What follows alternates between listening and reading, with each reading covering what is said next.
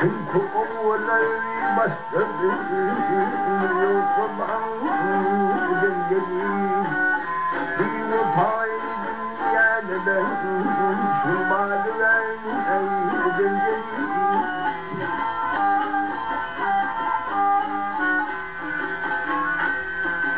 bir kıyar yok resmini şimdi ben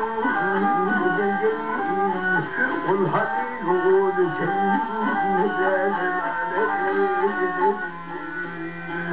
ey Allah'ım dinle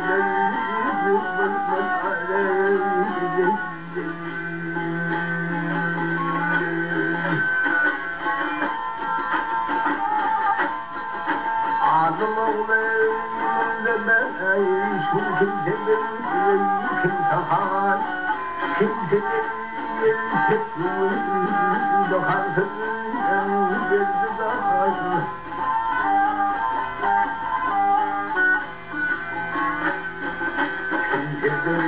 aşırak bakardır kimse tapmadı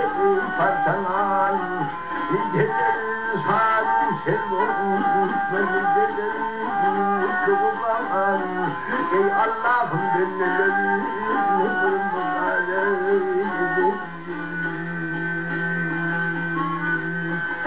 ey vay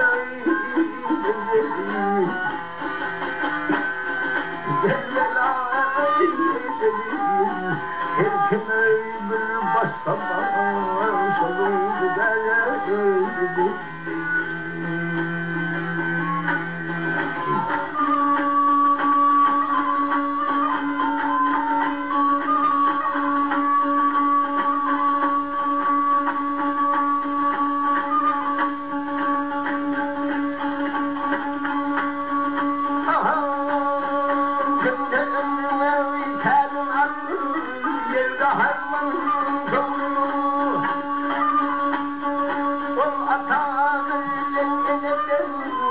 Yarın avayrıyım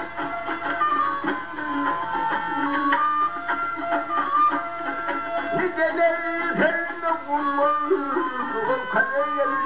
yarın bütün subhanın tekiyim bu felek ahiyatını indi kararı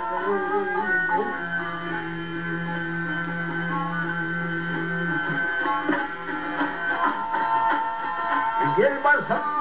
şadim desen gözüm fena tutuyor beni Fare dünyayı bununla koyayım kimliğim sonu sağda